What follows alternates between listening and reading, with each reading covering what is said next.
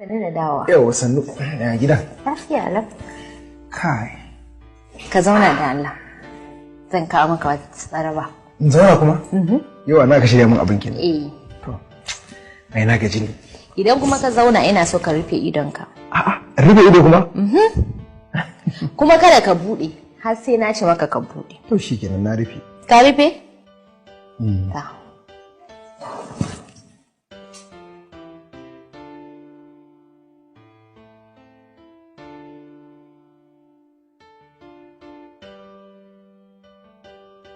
Kafa ka bude. Ina jiran ki, ba zan bude ba.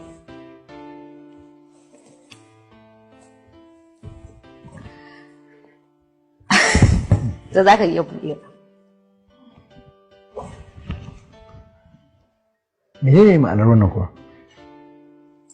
Dan Allah stop pretending. Kaga? Ta yi maka a matsayin mata. Ita ma ka mata a matsayin miji. To me? Wani munafiki ne ga miki haka? Let's face the reality.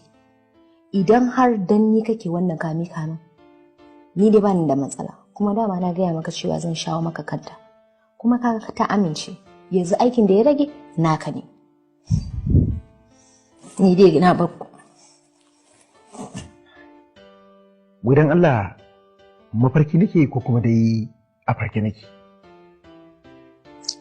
Ɗazu-ɗazun nan mataka ta farkar da ni a mafarkin da nake. Kai ma don haka ka farka.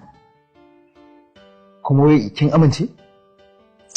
Na gamsu da dukkanin hujjojinta kuma na yadda ka zama miji na gari a gare ni kamar yadda ka zama miji na gari ga Mariya.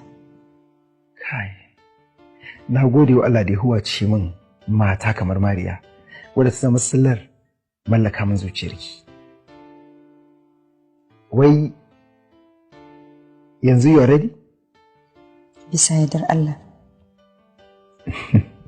Allahu akbar.